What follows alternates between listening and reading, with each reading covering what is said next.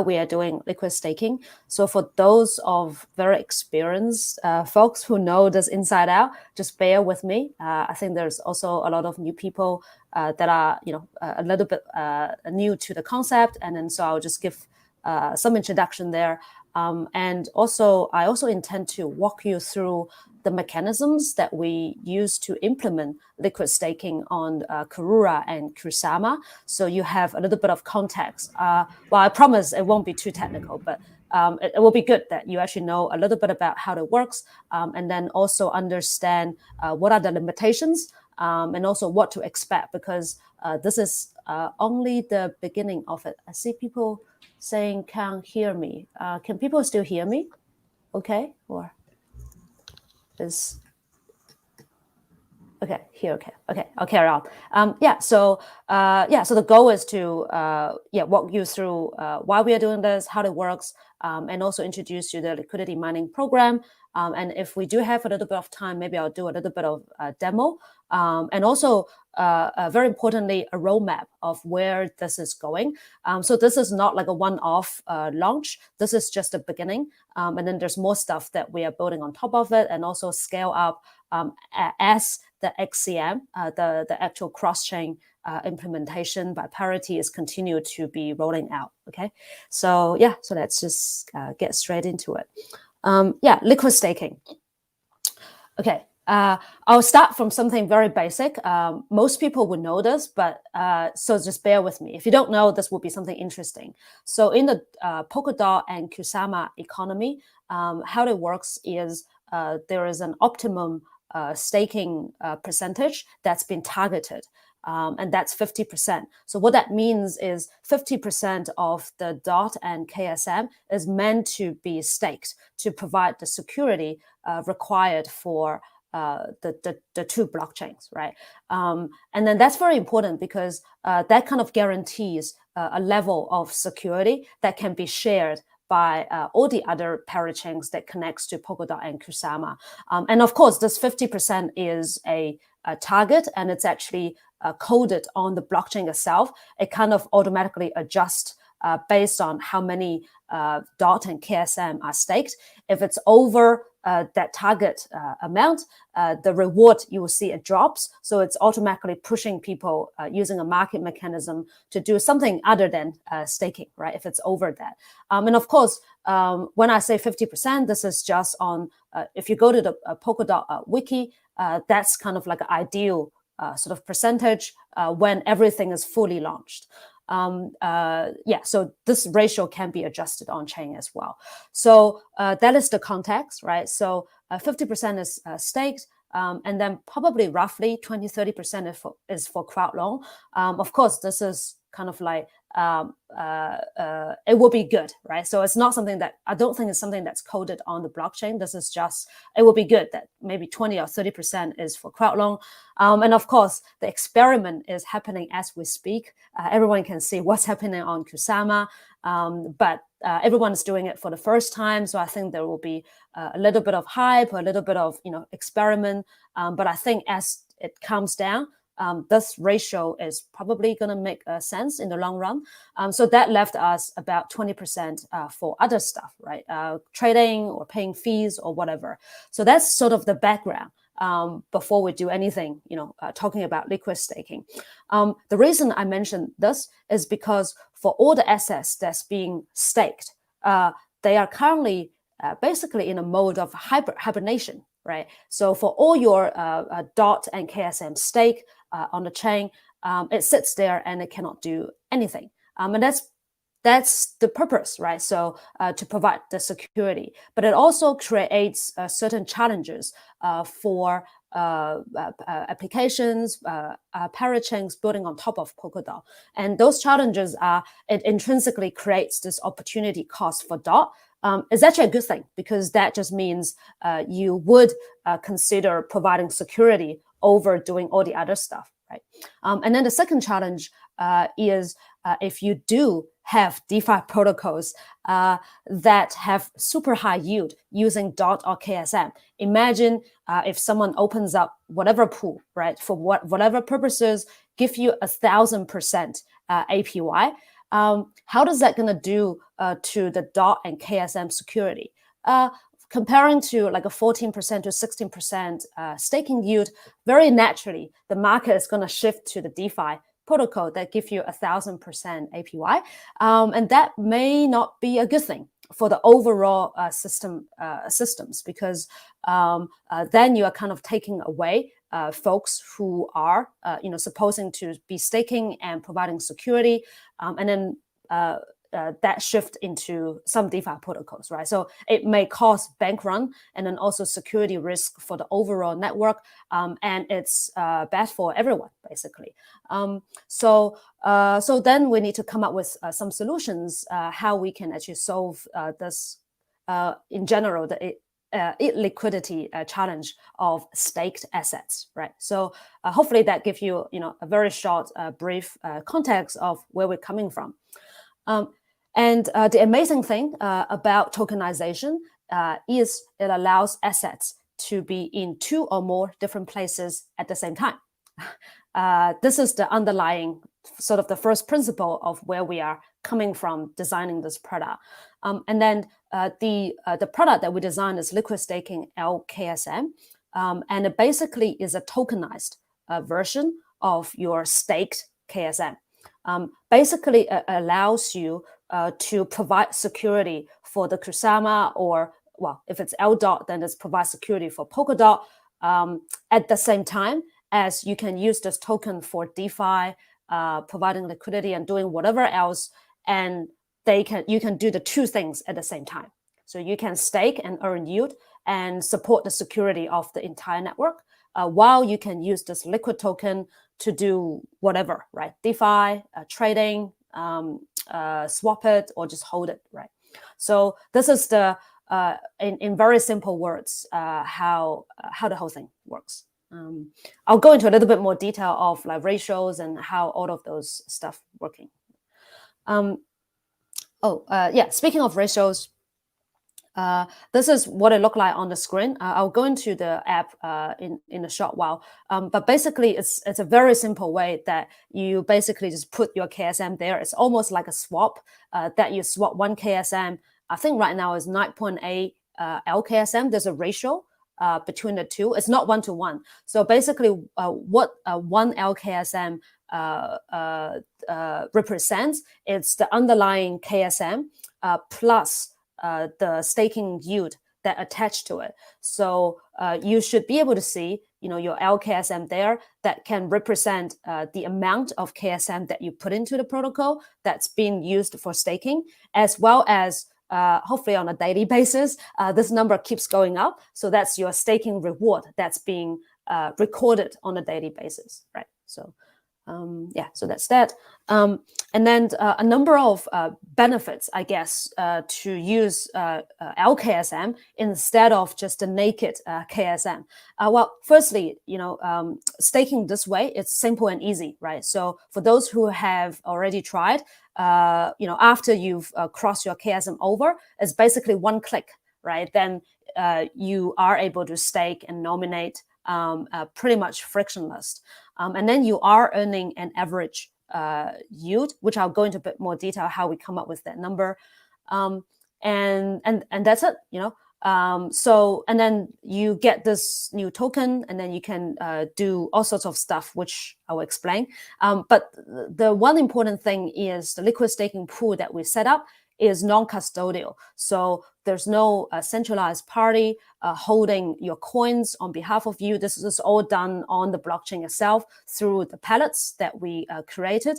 And then the funds are sent across to Kusama using XCM, so the trustless cross-chain communication. I'll go into detail. It's not fully autonomous just because XCM is not fully developed. So we are following very closely of how Parity is rolling out those features. So the next version on will, once the XCM is finished, then we will try to make it as autonomous as possible. So there's lesser intervention from the human side, the better. We just need to set the parameter for everyone, and then everyone can use their LKSM or LDOT to vote for changing the parameter will be the ideal state that we want to get to. And then the next question is, what do you use LKSM for, right? So LKSM, you can think of it as a building block for DeFi. It is one token that combines the underlying KSM that you put in for staking, as well as continuing growing yield, right? So we created a couple of use cases, but I think the unknown is more interesting. So folks who are building on top of Karura and Acala will be able to use this little token, maybe create more different type of yield products on top of it. But I'll give you a couple of examples what you can do with it. The first use case is LKSM is directly a collateral that you can use to mint stablecoin. It may be a ideal collateral because while minting stablecoin costs you about 3% as the interest rate to mint, the LKSM average yield is 16%, right? So immediately, if you can do the math, then it's quite a favorable way for you to maybe do some leverage trading, or maybe you are long KSM and want to stack up or leverage your staking yield, then you could mint the stablecoin, maybe trade it for more KSM, and then also mint more LKSM on top of it. So you're kind of like, leveraged your KSM as well as the staking yield on top of it. And then another thing I've tried myself just to experiment what's possible is you could also do crowd loaning while earning staking yield, right? So so you could mint your LKSM and then mint stablecoin and then get some more KSM and then use that KSM to crowd loaning. So you are still earning some yield while you are doing the staking yield in return.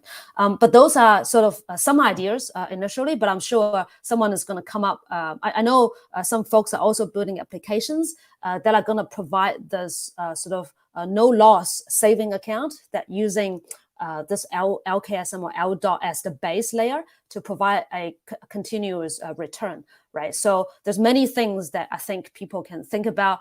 We are just here to provide sort of the initial inspiration. So hopefully from there on, the many different type of application can be built to serve different purposes. And also just be aware, while I said all of those leveraging the yield and this and that, there are a number of risks associated with it. So I have a slide later on to point you to the places so you can learn a little bit more about risk, so you understand there may be costs associated, there may be slashing risk regarding staking and things like that. So you should know all of those before you kind of go a lot deeper. So and then the last thing I will point out is the liquid staking protocol that we built is meant also to allow people to access to liquidity at any time. We all know we currently at phase 1 of our rollout, so withdrawal will come in the next week or two. So we're not going to be scaling up crazily until we have withdraw. So I think the current limit is set at 100,000 KSM. That's 1% of the KSM supply. So I think that's a good enough number for everyone to kind of participate and then to try things out. But it's also not crazy amount. So we can up that level once we roll out the withdrawal of LKSM in the next week or two.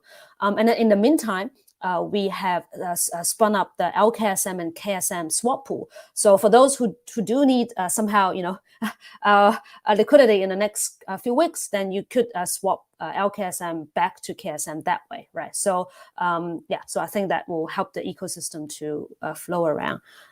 So speaking of risks, the LKSM holders are exposed to the same level of risks as being a nominator. So if you've done staking on Kusama directly or Polkadot directly, you will understand there's slashing risks.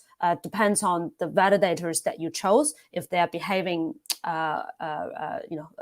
whether they are behaving or not. So there are some links there, so maybe we can share that later. Everyone can kind of go and learn a little bit about slashing risks.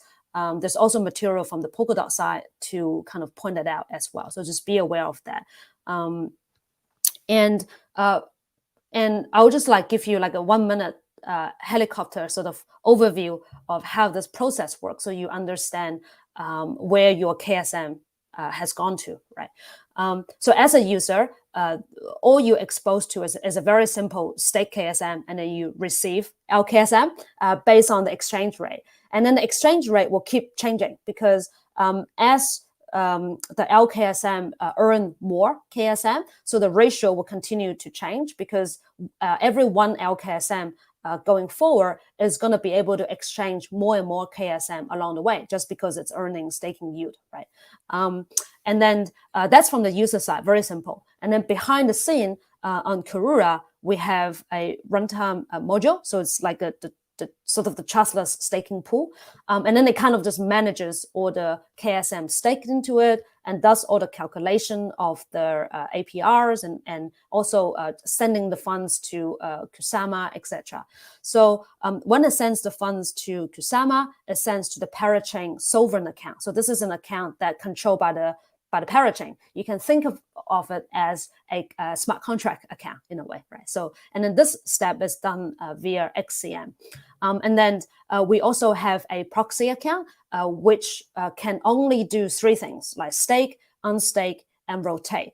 It cannot like transfer the funds or do anything dodgy, right? So we also publish that account onto our wiki. So you can actually go to that account and look at all the rewards, and also who are the validators that we nominated to. Right now, I think we only nominate public validators. As soon as folks from Blockdaemon and other validators that come online and that meet all the criteria, which is in the next slide, then you will see the changes in there. And then going forward, there will be a voting mechanism that you can probably collectively also select validators for certain reasons that's beyond all the automatic selection has been doing for you, right? So that's roughly how that works.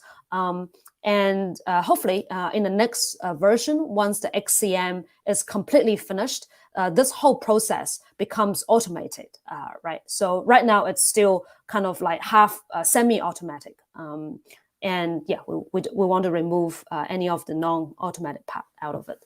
And it's important to understand when you nominate, what are the strategies, so that we do follow the recommendation from Polkadot and Kusama in selecting validators, and plus some of the additional criteria that we put together to make our pool in a way that's safer and also provide better return, right? So the goal here is not to have the highest return, because that usually means highest risk. The goal is to provide a very safe product, well, even though it's not without risk, but hopefully will be a high degree of safety, and also aim for what that will probably mean, just aim for average return, right? So the standard sort of strategy here is, the validators needs to have an on-chain identity. There's no /history so far, and then you've also have already being a validator on Kusama and Polkadot, and then out of those we can kind of rank out of the validators, and you need to be on the top of the list in terms of commission rate. And also if you do have a / coverage, this is something very cool, because now we start to have folks like Blockdaemon and others to provide / coverage, so that whenever there's a adversarial event happen, at least the portion of the KSM or DOT are protected, right? So this will, I think in a great way is going to increase the risk, reduce the risk and increase the safety of the protocol. And some of this stuff, we're trying to democratize some privilege access to this validator service to everybody, right? Because this kind of open doors to everyone to have a better, I guess, quality of service from this liquid staking pool. But we are still at a very early stage. So some of the stuff you can see, the / coverage right now is still off-chain.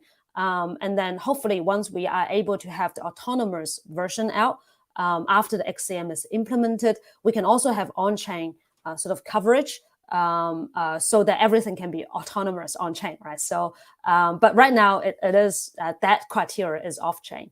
And the last one is preferred dedicated validators for LKSM and LDOT. That is mostly because that will provide a better return for everybody. And yeah, And you can read more about the criteria there, and also check out the accounts that we had for nomination. Right, so I've taken up quite a bit of time, so I'll try to finish this in the next couple of minutes. There is a bit of roadmap, so I think we can also share that link for everyone to see. We are still at phase 1, and then very soon we're gonna roll out the redemption, so withdraw of LKSM. And then after that, we will scale up of the protocol. So right now, I think the cap is set at 1%. And then once we scale up, we are able to do 2% and then 3%, and then as we go. So that's where we are at. Right. And then lastly, why many of you are here today is we also prepare some liquidity mining program for LKSM. There is 2 categories. One is staking the LKSM straight away. And then that will earn 100,000 KR in total for the next 2 weeks. And the second category is if you would like to be an LP. I think that is quite a bit in demand because right now that's the one way that you can kind of get liquidity out of LKSM into KSM, right? So you will. I think yesterday we've already done 1 mil of trading volume in the LKSM and KSM pool. I think it only opened for 12 hours or something like that. So you're going to be earning some trading fees as well as the rewards that we put on top of it, so that to help people to bootstrap the liquidity pool. So so that's the liquidity mining. Sorry, Robin, I'm just conscious of time. Do I have time to go into a demo very quickly, or? Yeah, definitely. I think everyone wants to see it. Okay, sweet. So let's do it. So the website that you log on to is the apps.karura.network. I think there are various resources the community has put out, and also there's some wiki pages that we've put together to help you to do all of this. If you are a KSM holder, right? So the first thing you will need to do is to cross-chain transfer your KSM to Karura.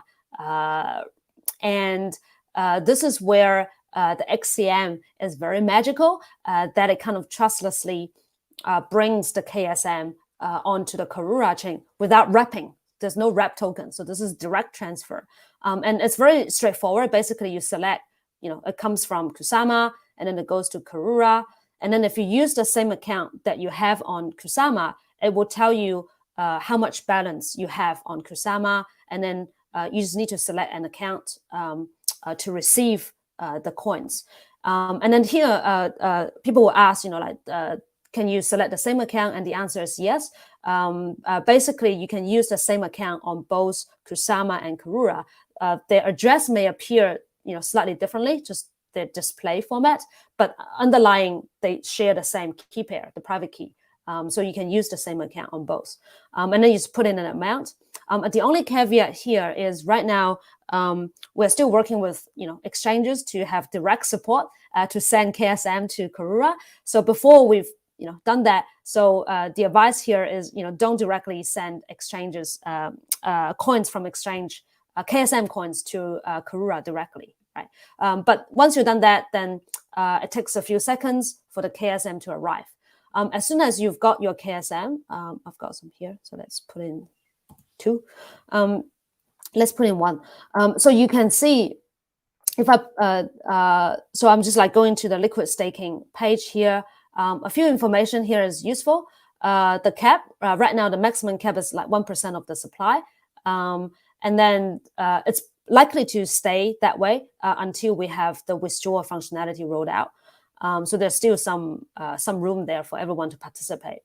And then there is APR. So this is an indicative APR. So that's currently the average APR for Kusama. And then with the data that we have so far, we have about 2 weeks of data in reward. So I think we will be able to calculate some real APRs very soon. I think that's roughly 16 to 17% in that range. So yeah. And my stats, this is basically showing how many LKSM I have and how much KSM it kind of translate to. And this number, it should include your KSM that's been staked plus the reward that you get. So if I put in 1 KSM, you will see I'm actually getting 9.79 LKSM in return, right? And then if I want to stake, if I want to participate in the first category, and I'll just go stake LKSM for reward, and this actually puts the LKSM deposited into the KUSD stablecoin, but it doesn't actually mint anything. So there's no fees involved. There's no other caveats. You can withdraw it at any time you want, right? But basically, the purpose of that is it can be locked in one place so that we can calculate how much reward we can distribute to you. And also it's convenient. If you do want to borrow, you can use the LKSM, the staked KSM to borrow. It doesn't affect your rewards at all, right? So so simply you just like click the stake button, and then it will just go through. And then so this is for people who want to directly participate in staking of LKSM. However, if you do want to participate in the pools, then you don't need to stake your LKSM. You basically just mint your LKSM, and then go into the Earn tab. This is like if you want to actually provide liquidity into the LKSM and KSM pool. So right now that's the reward that you're gonna get, and then all you need to do is like provide LKSM into it, right? And then of course, in order to provide liquidity into the LP pools, you do need to become a liquidity provider, and this is basically sort of more advanced, right? The second category is you do need to put in KSM and also LKSM as liquidity into the pool. And then if you do that, then it kind of like, if I just put one here, then it kind of like give you an LP token represents the shares that you have in the pool. And then with the LP token, then you could actually then participate, like stake them and then participate in the second reward pool, right?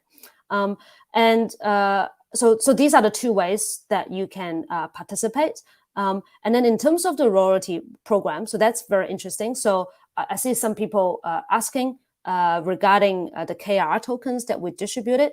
So this is a reverse way that we kind of put some lockups in there, but in a more freedom way, right? You can choose to withdraw at any point in time, but you're going to lose your loyalty. If you are loyal, which means you're going to stake through the program, which is 4 months, then you're going to receive, the 70% of the bonus. If you do withdraw earlier, then you're going to lose those bonuses. So it's kind of like you give people freedom to choose what they want to do, but at the same time, it kind of discourages early withdrawals, right? But of course, some people do need some early liquidity for whatever reason, but then what they foregoing the bonuses goes back to the pool, and then everybody else who stays there for longer actually going to share the bonuses, right? So we also have some wiki page to explain some math around it. So if you stay to the end, if there are, say, 5% of the people forego their loyalty bonuses, you're going to be able to share more than you normally would just get from the returns, right? So that's kind of like how we design the program. And yeah, hopefully that's kind of fun and also free and also cool. So that's that. And I will just return back just to summarize, right? There's 2 programs that are currently going. One is the LKSM staking. The 2 things you need to do, one is transfer KSM to Karura, and then basically just one click mint and stake your LKSM. There are some folks who's already used LKSM to mint KUSD. So can you actually get reward? The answer is yes. So you just need to go to the Earn page and then activate the rewards. So I think I have a screenshot. So I've already activated mine, so I can't show you on the app. So if you haven't done that, you can go to the Earn page and then just go activate rewards. And then that basically records your reward and start giving out reward to you. So those are the 2 ways that you can participate for LKSM staking. If you are a little bit more advanced, that you want to provide liquidity into the pool, then this is the way that you do it. You still transfer KSM to Karura, and then you mint LKSM, but don't stake. And then you add liquidity to the LKSM and KSM pool to receive the LP token, and then you can stake the LP token there. I think there's also a one click there that you can do. But basically, you stake the LP token, and then you start earning. So yeah, that's the two programs. And then yeah, again, a reminder of just trying to understand the risk involved of minting LKSM, as well as providing LPs into the pools, right? So yeah, sorry, I take up so much time, and then that's the end of my my presentation. Yeah.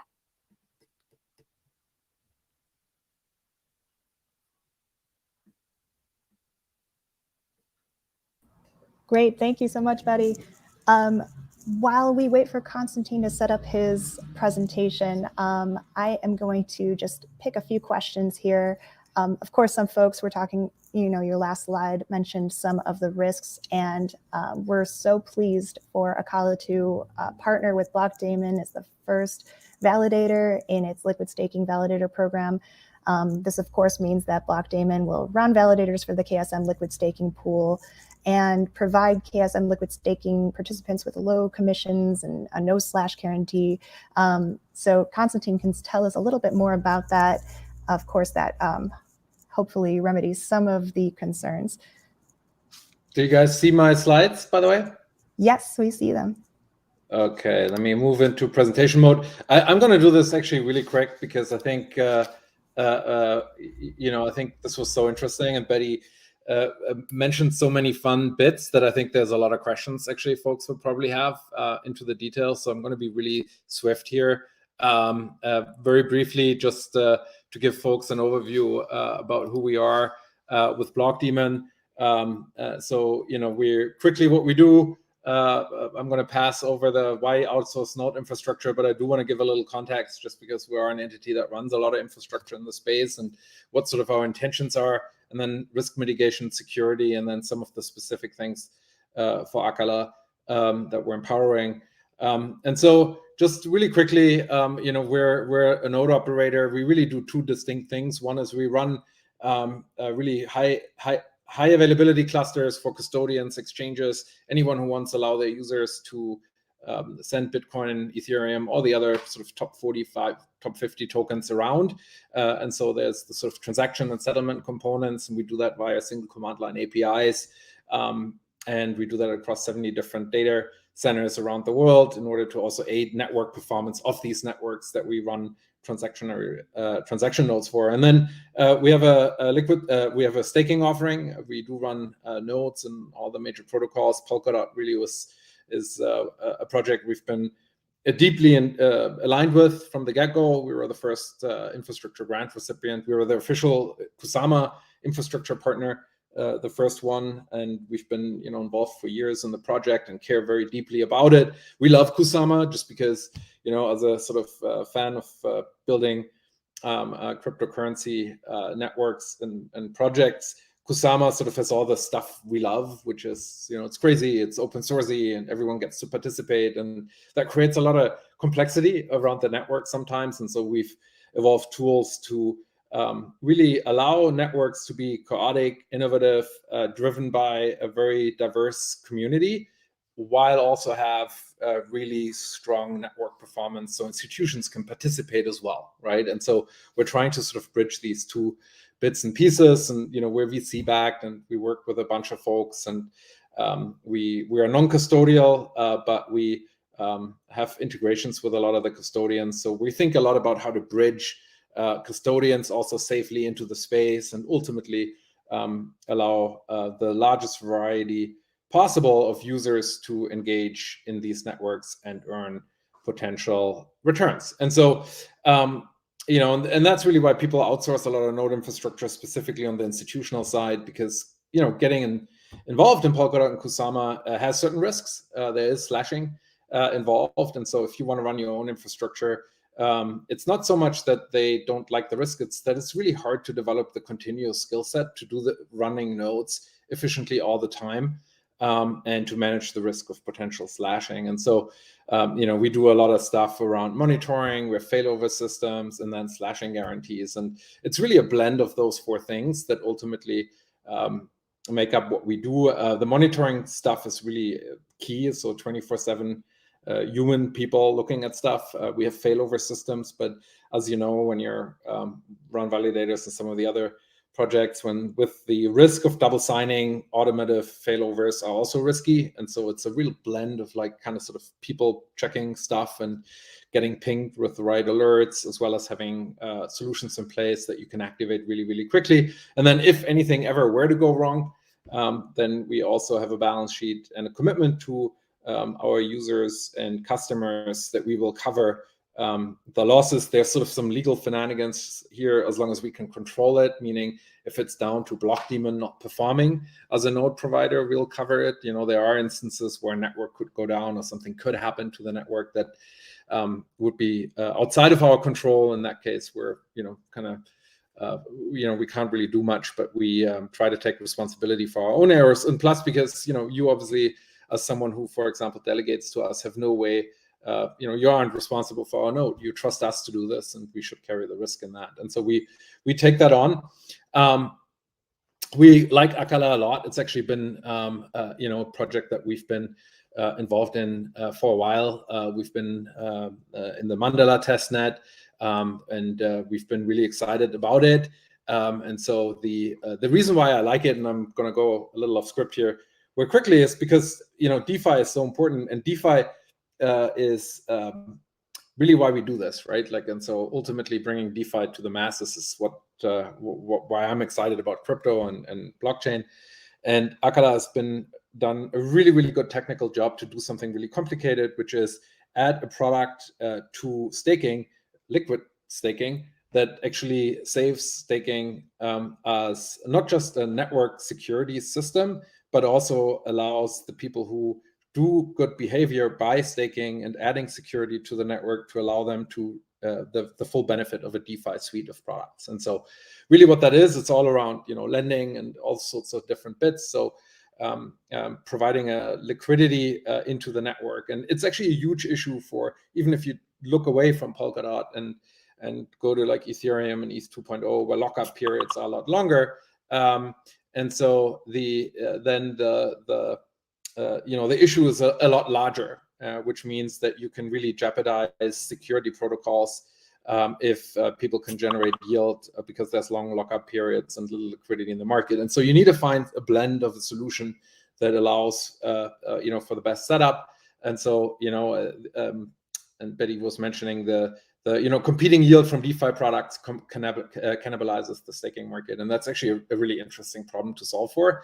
And I think Karura's liquidity staking solution is kind of unique in addressing that in its current setup. And so I find it super exciting. It's really well thought through, not just as a concept, but also in how the current application looks and the UX, and it was really interesting to actually also see the demo.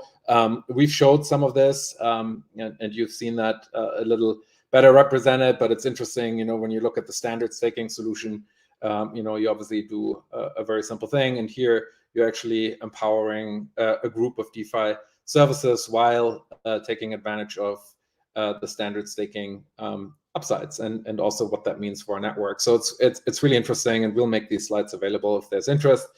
And so there's actually, yeah, and I'll probably stop here just because we've actually heard a lot of different ways you can go about doing this. And so I wanted to make sure that Betty can take some more questions as they relate to some of the specific questions in terms of how people can activate and engage in the system. But from our side, I think the key thing here is that we'll try to take the risk off the table for participants that are, making a bet and earning yield in a network that, still early. And so we're as a validator, we take a 2% commission or fee. And ultimately, that the way we think of it is that's kind of the insurance policy that we then provide, right? And so we try to get volume and then allow participants to not have risk with it. And so Nicholas, just to your question, so that's the answer is we charge a 2% commission. We try to do it very low. I think that's pretty much the lowest commission rate. If you want to run a service in the space, that's a fairly low price. And ultimately, the way it works on our side is we take the tokens we earn, put them to work in the network, but they sit in a bucket that potentially covers the security incident. Yeah, so I think I will just add to that as Blockdaemon is one of those first providers that actually provide self coverage of the slashing risks. I think we should all bear in mind while staking is really cool and then it seems there's no risk involved, but there's always risk, right? If you are doing something with a continuous return, whether it's really high or very moderate, if someone tells you there's zero risk, then you should put a really big question mark there to question then whether you come from if there's no risk, right?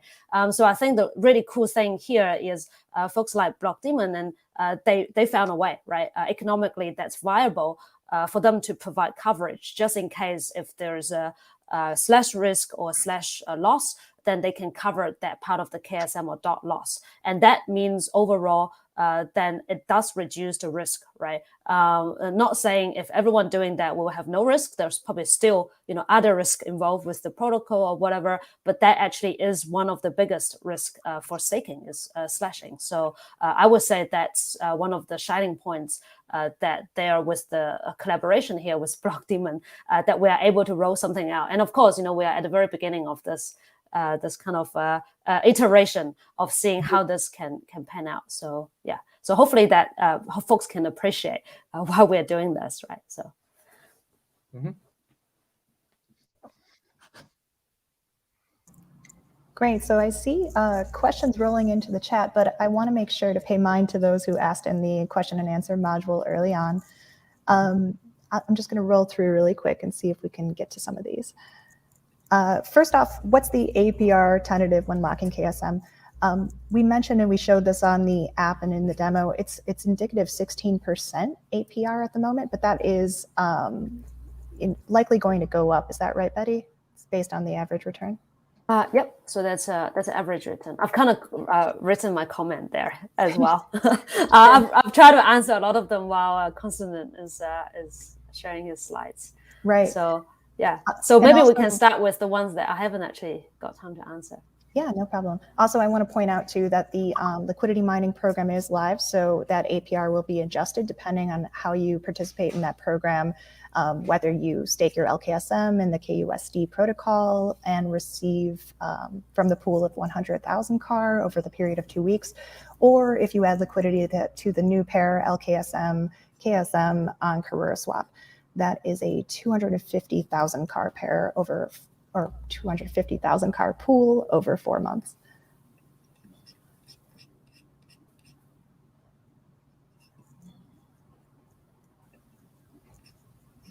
Oh, it looks like I keep picking ones that you answered already, Betty.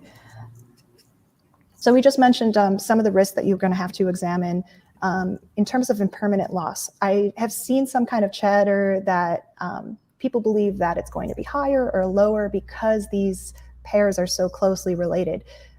Maybe you can mention a little bit more about how to examine that risk, particularly with the LKSM KSM pair.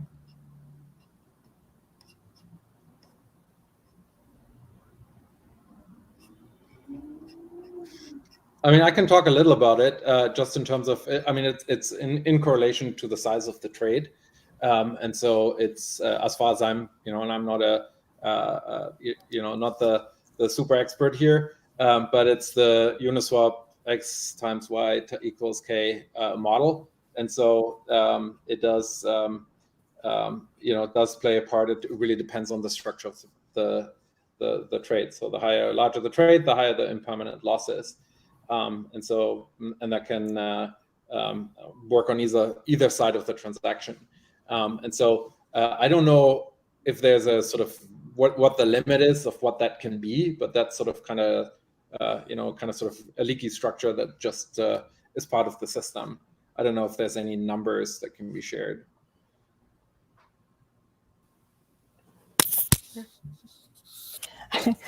I think we're deep in answering the questions live. I think I'll pick one question there that maybe people are interested. So people are asking like the cap that we had. So I think we have very moderate cap previously because that was our dry run. So we kind of just up 1,000 KSM every day once it's filled until last night. And then right now the cap is set at 100,000. So that's 1% of the KSM supply. It's still very moderate, but we want to wait until the withdrawal is completely rolled out. And then also there's a limit for each parachain sub-account can stake. Well, you can stake a lot, but then it's going to dilute your staking reward. So the 100,000 KSM is kind of going to guarantee a certain level of staking reward for everybody in the pool, right? And then once we are comfortable with the withdrawal redemption, and then we scale up the more accounts for staking, then we can up it to the next, like double it, like 2% and then 3% and then upwards. So that will be probably a more sensible way to do it. So that's why.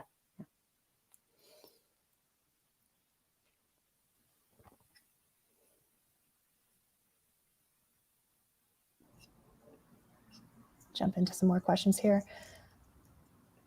So someone asks, I can't understand how LKSM can be used to mint KUSD. They thought the whole idea was having KUSD, the whole idea of minting KUSD rather, was having the KSM as collateral. Maybe you could talk a little bit about the theory behind like these economic incentives that are all working with each other. Yeah, sure. I mean, for DOT and Kusama economy, right? So obviously both are very strong asset classes, but at the same time they're also fluctuating, right? As it goes with many other similar asset classes like Bitcoin, and then you would like to kind of like trustlessly and also automatically create a stable currency that you could use for trading, you could use for transacting or payments, etc. And this is where a native stable coin comes in that can fill those roles, right? So then the Karura dollar, KUSD, and also Acala dollar is basically can use a baskets of DOT and also DOT-based derivatives to actually create the stable coin using DOT as well as DOT derivatives. And for the nature of multi-chain here in the Polkadot and Kusama ecosystem, then we can go beyond just DOT-based assets. It can also be cross-chain assets like Bitcoin, Ethereum, as long as they meet certain criteria for liquidity and also trading volume risk, etc. That we have folks to help us to assess. And then it's basically a basket of both crypto assets as well as potentially non-crypto assets. So we have been kind of talking with Centrifuge, potentially going forward once folks help them to get a parachain, then we could actually use their platform to create non-crypto asset collaterals. So they tokenize real world assets, right? And why would you even want to do that? Because crypto assets usually go up and down in the same way, right? So they're all correlated. So that's not so good in terms of risk balance or management. So if you could have another collateral that goes in a different direction than the rest of the assets, that sometimes it actually balances out the risk that you have overall in the system. So that's that's where Centrifuge and other folks like them comes into the play. But of course, we're at a very early stage. So you see all the assets right now is KSM and LKSM. And or DOT or L DOT. And then going forward, it could be adding network tokens like ACA or KR, and it could also be other assets that are deemed high quality that be added as collaterals as well. So yeah, so I hope that makes sense. Cool, thank you. So maybe Konstantin can help with this one. We have some questions about the validator program, particularly what is the criteria to become a validator? What makes a good one, rather? Yeah, sure. I mean, I mean, just in general, obviously, it's more that we went through the hoops, and so what people like to see in general validators is a little bit of history. So think of a validator needs something similar to a credit score, I guess. Every program has their own things they look for, but the easiest way to look is actually at the performance of the validator. And so and that's an easy way to kind of see how the validator has performed. The history, since when is it engaged? We talked about experience running nodes on Kusama and Polkadot, for example, as a requirement here. And then ultimately the competitiveness of the fee structure. And so in a network where some projects don't look at that, some customers and folks like us might set a fee structure of 100% because it's some inside investor who wants to run a validator, and no one actually will use it, mostly because all the fees go to the validator. And so what the network here wants to make sure is that it's actually an open validator with a low competitive fee that a lot of people can utilize, right? And so those are factors that matter. I think the other factor ultimately is you do want diversification of groups and territories and things like that. We can handle a lot of that technically, but for a project that will be a consideration, I'm sure as well, is making sure these aren't just validators run by exchanges, for example. And so there needs to be a balance between people and validators that are run for liquidity providers like exchanges and ultimately custodians. And so you want some of those, but you don't want them to have the majority of the network. And so it's all about it's all about the multitude of different owners, while also providing security. The other factor is here the slashing guarantees, making sure that people don't get penalized by picking a validator that they think aids the network the most, that then actually has something happen to them and they lose their tokens, right? And so finding a validator that takes responsibility for their actions as well.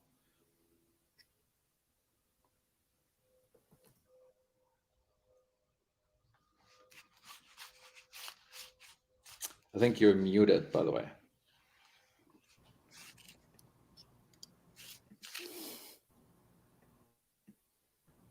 Is my mic working? Okay. Yep. Sorry about that. Yes, I will share a link to the validator program, and hopefully we'll have some candidates that can meet similar criteria and follow in your footsteps that you're leading here for Acala. Yeah, I think there's a form that we put up on the post that we sent out where folks can register their interest. But the process is relatively simple. So we have those hard criteria. And then based on those, we can easily put up, the top however many validators.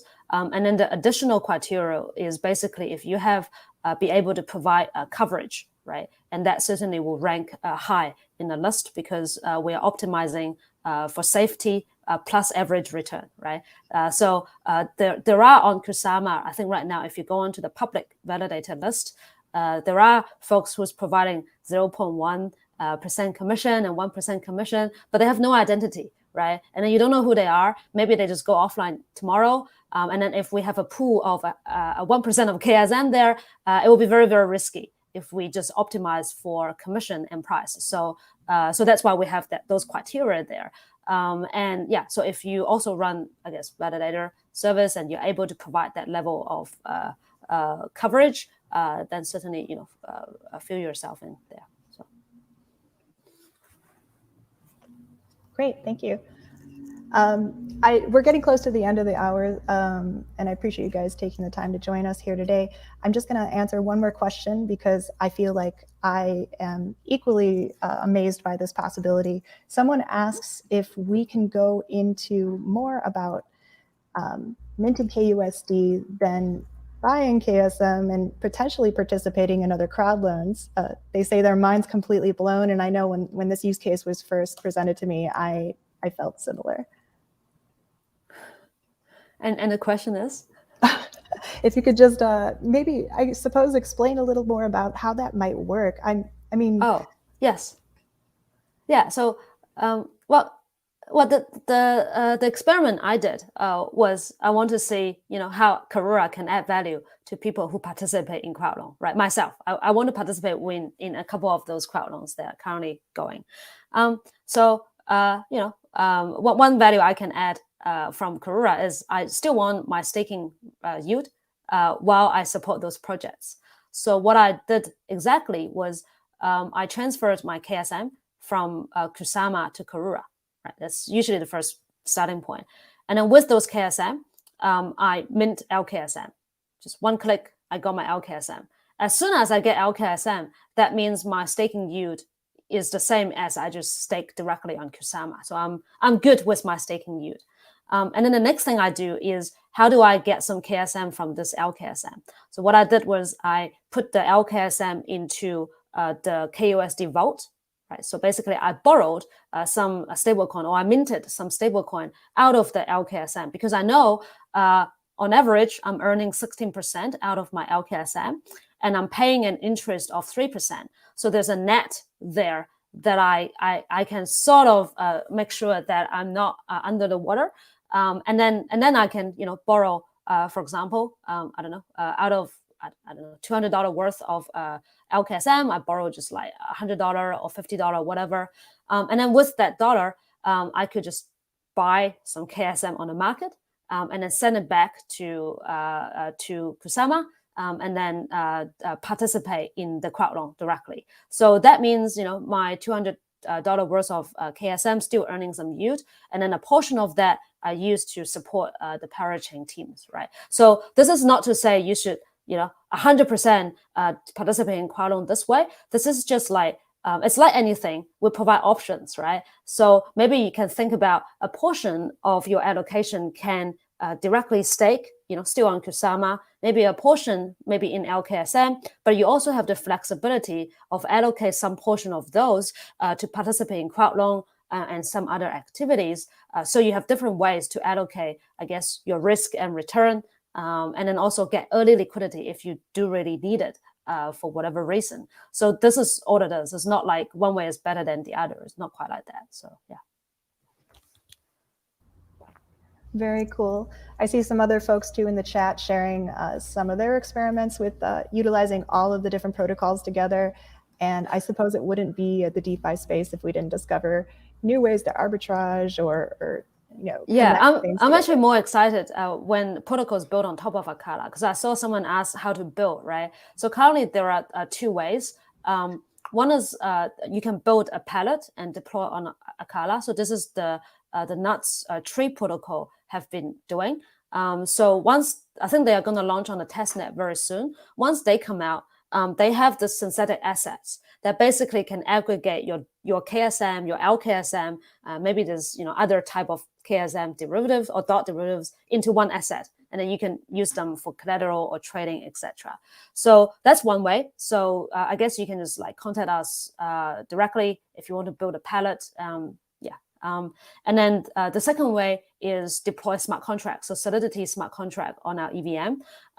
We're actually at the final stage of polishing the EVM and then release a testnet. So we had our old EVM that you can use, but the new EVM actually supports both MetaMask and Polkadot.js. So which means if you are new building smart contracts, then you obviously tap into Polkadot ecosystem, but as well as the Ethereum ecosystem as well. But if you are existing project, then you could still have your existing user to tap into new products, but at the same time can tap into Polkadot and Kusama users as well. So so that's that. So yeah, just wait for EVM will come out very soon. We'll have announcements and documentations and etc. soon. Yeah.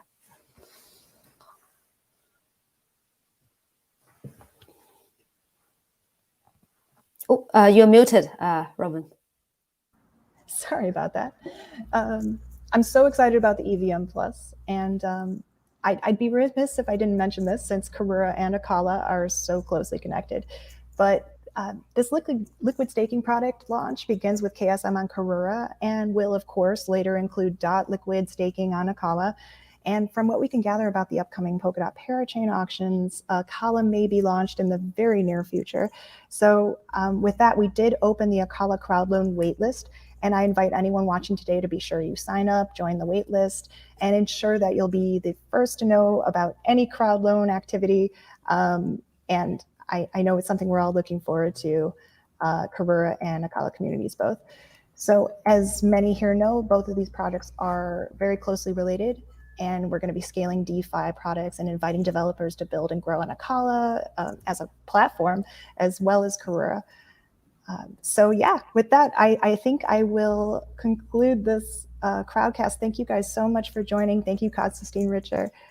And thank you, Betty Chen. Thank you, Konstantin, being here, and thanks everyone. Great. Thanks, everyone. This recording will be available here after I end the broadcast and also on the Acala YouTube, and we'll share some links and go back through and answer questions. Until next time.